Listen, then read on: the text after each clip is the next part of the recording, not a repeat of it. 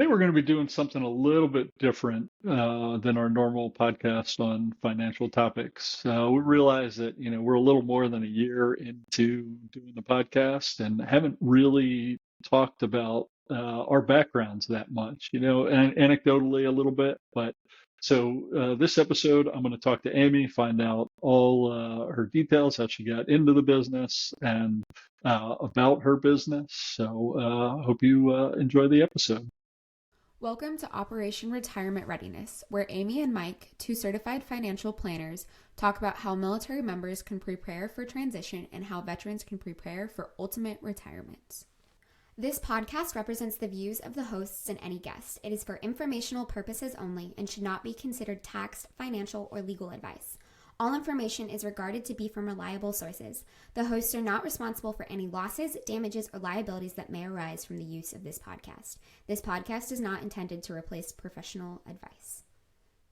So, Amy, like I said, it's been over a year since we've been doing this podcast, and it's amazing that it's gone that long without really diving into our backgrounds. Anecdotally, we talked a little bit, both former military and stuff, but never really did the deep dive and found out who people might be listening to. So we want to fix that error and just talk a little bit about each of us in the next couple episodes. So, Amy, you want to give us some background, where you grew up, went to school, all that good stuff? Yeah, so I'm originally from Lancaster, Pennsylvania. Woo! Went I think you're a PA guy too, right? I am. So I went to a small undergraduate school in Pennsylvania. It's called Slippery Rock University. Some people may remember it from the Allstate commercials. If you slip off the road in Slippery Rock, it's a real town, and they have a school there, and that's where I went. My degree was in environmental science, so not finance. I graduated, commissioned, went into the Army, so I was active duty Army, brand new second lieutenant, all fresh, shiny. Headed down to Fort Sam Houston. I was a medical service corps officer, and had a great time down, in OBC, officer basic course, and other things. Move on with your assignment and things like that. And then I went back to school. So the Army has a program; they'll send you to grad school. So I went back to school at Penn State. We are, and that was awesome as well. So I had my daughter there. She was born there, and she is now a second year at Penn State. So it's all in the family. I also have a son. He is a senior in high school, getting ready to head out to Kansas State. Really my kids sort of drive a lot of my hobbies. I do really love to read, mostly geeky books, personal finance books, leadership management books, history books. Love to travel, especially around our own country, overseas as well to some degree. And, but what I really love doing, and it's almost over, is watching my son play lacrosse and talking with my daughter about what she wants to do. So that's me in a nutshell. So, Amy, any book recommendations? Maybe a finance book or something else you think people would be interested in? Yeah. I mean, I think if you haven't ever read any finance books, personal finance books, I think probably the best book to start with is called Simple Wealth, Inevitable Wealth by Nick Murray. And that's just, as foundational as it gets, with a lot of, really good foundational philosophy around managing wealth and growing wealth and things like that. But I have to tell you, I do read a lot of personal finance books. Lots of them are pretty technical and stuff like that. But right now I'm reading Motivation Manifesto by Brendan Bouchard, and it's a great book. So if folks haven't listened or read it, they should definitely run out and get that one. That one's great. Very cool. Very cool. And how about a little more on the military background? What, how the career progress, all that. Yeah. So like I said, I was a officer in medical service corps officer in the U.S. Army. Specifically, I was an environmental science and engineering officer, which it's really public health. It's food, water, bugs. Of course, when you're in the Army, they make you be very versatile. So I spent, I don't know, maybe 2 or 3 assignments in my career field, but otherwise was, in the staff officer world, in the DC Beltway, adventure. I'm sorry. um, yeah, spent a lot of time in the DC area. And then I spent, more time than I would have expected in the weapons of mass destruction area. So nothing like finance at all. But honestly, if I had it to do over again, I'd do it just like that. I finished out my career, it's always a balance, right? It's always a balance between trying to pursue your career and your goals with with your family. And so for me, my last assignment, I ended up being able to get back to Aberdeen Proving Ground. Which is where my family had settled. I had taken some assignments by myself. I had been commuting to DC for a long time. Finally got back to Aberdeen. And it was just enough moving around. Like there's enough uncertainty for the kids. My daughter was heading into high school. So I dropped my retirement packet and retired as lieutenant colonel. Heading into that's when I knew, because I always knew that I was going to be a financial advisor when I left. So I started, as soon as I got back to this assignment, I started preparing for the Certified Financial Planner exam. Had that under my belt, which was huge for the transition. So if anybody's thinking about that, getting a start on that while you're still on active duty, it's not easy. I studied, my daughter was a gymnast, and gymnastics meets are about 4 hours of time with about a minute and a half of watching your own kid. So I spent a lot of time studying in the bleachers. So it can be done. But that was kind of the career. It was awesome. I wouldn't change anything. I wouldn't change anything about it. It was a good time. And what would you say was the craziest, coolest thing, something unique that you just throw out there that you got to do? Oh my goodness. So many stories that, we get up to and in the Army and stuff, every military person has those stories, right? Exactly. So much cool stuff. And so much crazy stuff too. When I was younger, I was too young to not be irreverent and just sort of challenging the status quo all the time. So I definitely did some things, not troublesome things, but like had unique solutions to different problems. That were amusing at times, but it worked. It worked. We got things done, and just the coolest thing in the military. It can be so frustrating in the day-to-day grind of things. But what was always the coolest thing is that when you had to get something done, when the rubber was meeting the road, when the chips were down, like nothing can stop a military unit from getting something done. Like that, there was when the earthquake happened in Japan, I was at a medical unit, a medical laboratory unit, and some of our capability was environmental radiation. So you'll appreciate this. We actually embedded with the AFRAT in Japan. So, but we came down in orders. We were supposed to go to Afghanistan. They pulled us off those orders and put us on orders to Japan. Everybody always said that unit would never deploy with less than 60 days notice. We got those orders on Friday. We were deployed on Tuesday.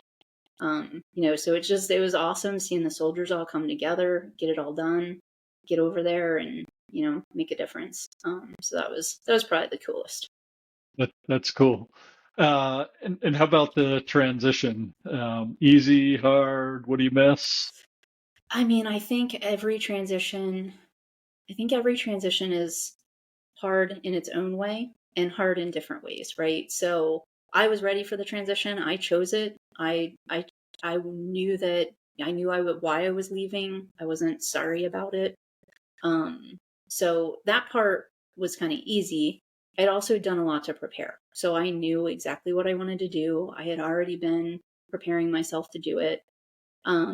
But at the end of the day, it was still really hard because I felt like every single milestone, like when you turn in all your gear, like when you turn in all the stuff that you've been dragging around for years, and it's like part of you, that stupid Kevlar, it's just it's part of you, and it's kind of emotional.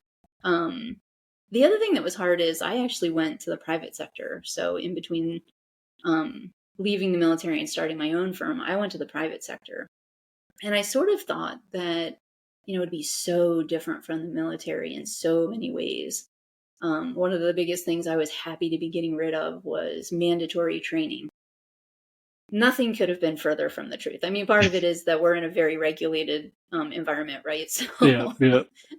but then I went to a large corporation, and so in a lot of ways, it's still pretty similar to the military.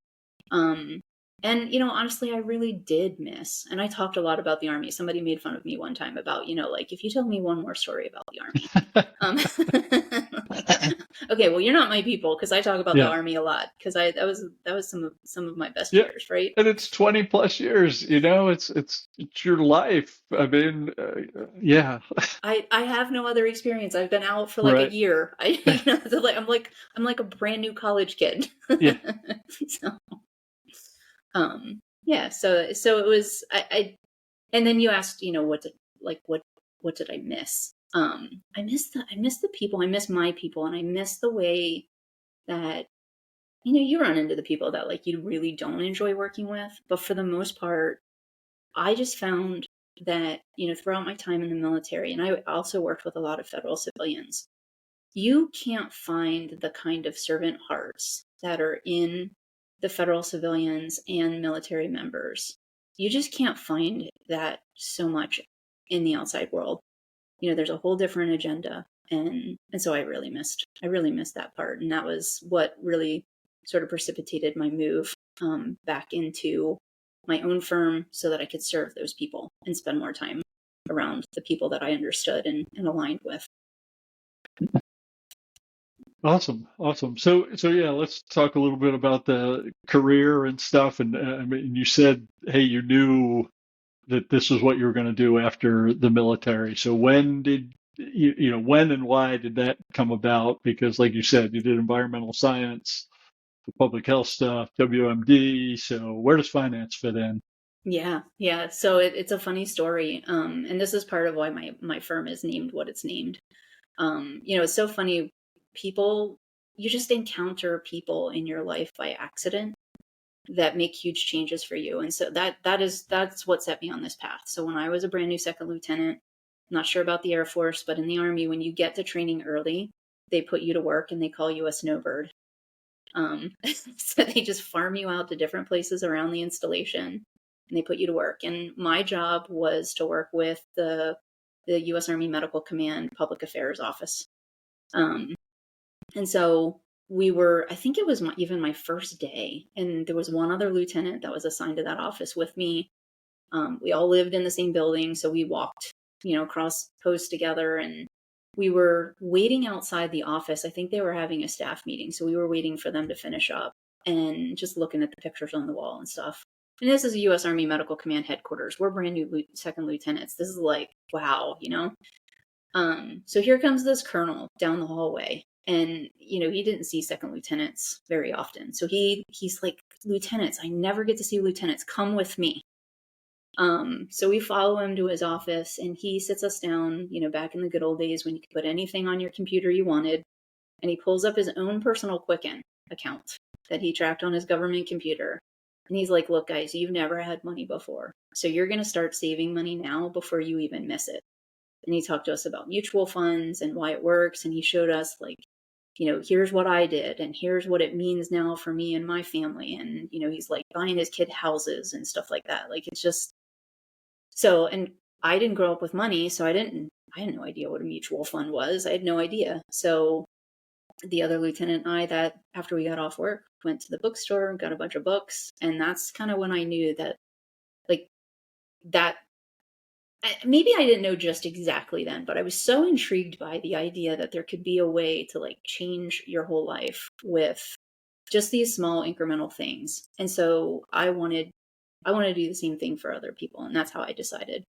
And, you know, there's just a guy who was walking along the hallway, scooped us up. Yeah. And so that's why my firm name is Instar, because Instar is a throwback to, you know, butterflies go through the Instar stages and transformation and chaos theory and all that kind of stuff. So one person. So that's Instar Financial Planning. That's where it came from.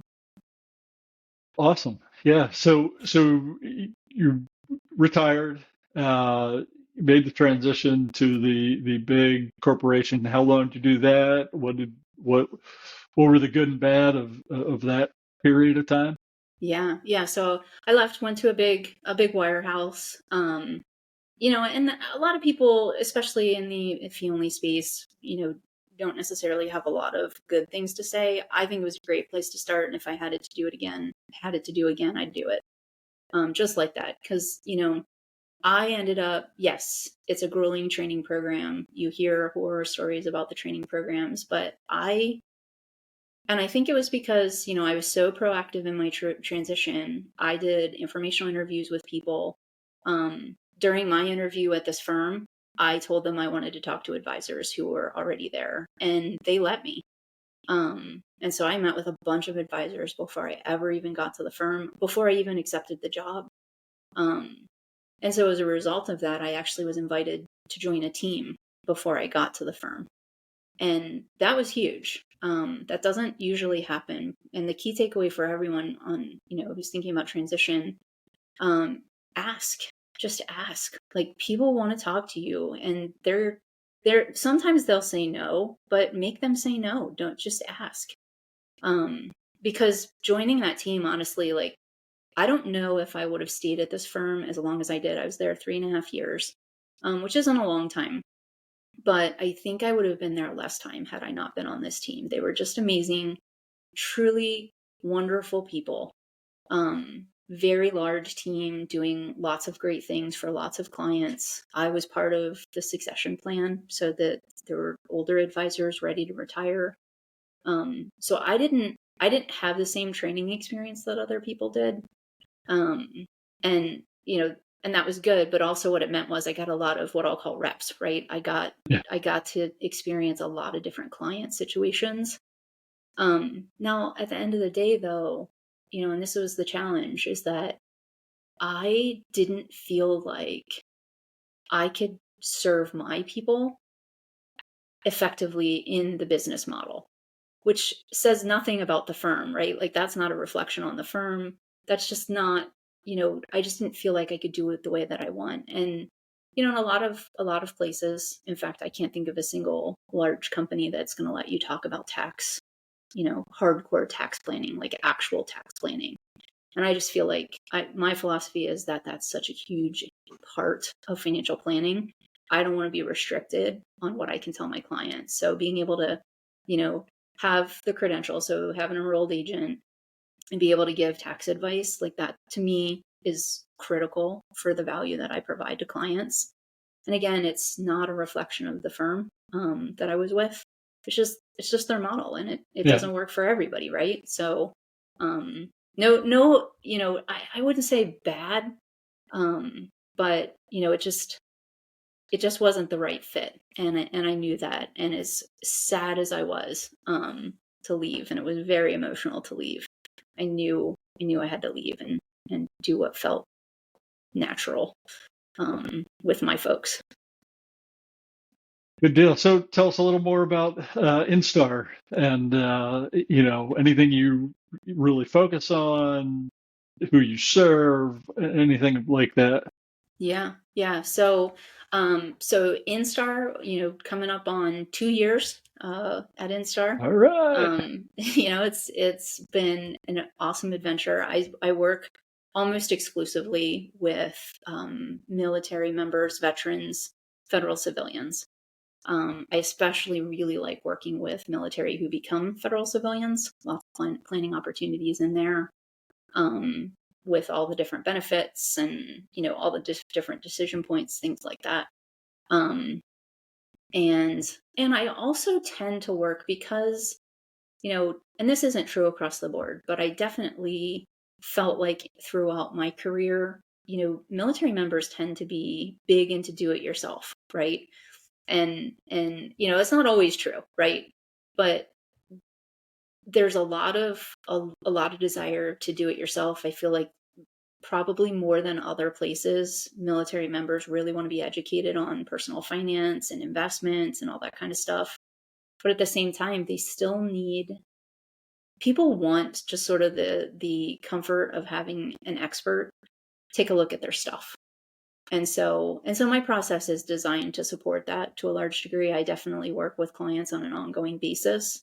But that's not a requirement for me and my firm. And I built my firm specifically because I want to serve the people who, just want, a big picture overview. Now, I don't spend a lot of time on just like the onesie twosie questions, right? Because it's very difficult to answer one question because everything touches everything. So I will do a comprehensive plan for people and then send them off. So a project, like we work together over a period of time, we get your plan together, give you implementation recommendations, and then implementation advice, and then send you off on your own to do it on your own. Or help, because sometimes people think they want to do it on their own and choose differently later. So I think that kind of makes the firm a little bit unique. But that's why I do it, and really enjoy it. Awesome. And I mean, you said you definitely go back to the wirehouse on the transition, but anything you do on the whole journey differently? I can't think of anything off the top of my head. I mean, I don't spend a lot of time like regretting things, like life. The nice thing about having a military career is that your whole life is spent in quite a bit of uncertainty, right? So you can only make the best decision you can make with the information you have at the time. And so I feel like I've done that. Now, there's always the things that, gosh, I wish I would have known about.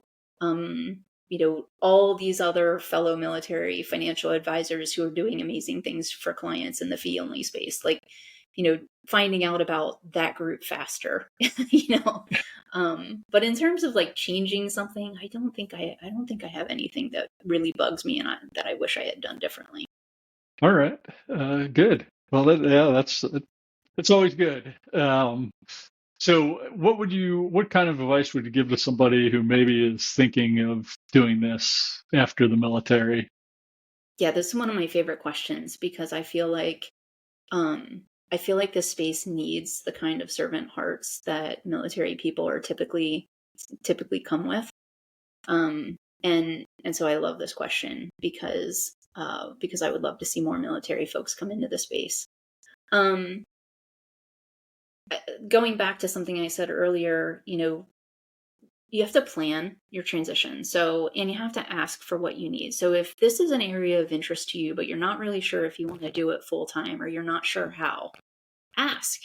If you get on LinkedIn, you're probably bombarded by financial advisors, but somewhere on LinkedIn, there's a group of financial advisors that are military fee only advisors whose interest is in helping people come into this space. So go find those people. Go look up Military Financial Advisors Association, and any one of those advisors, probably, I don't want to speak for all of them, but I have never seen any of those advisors turn away people who were asked for a phone call, a 30-minute call.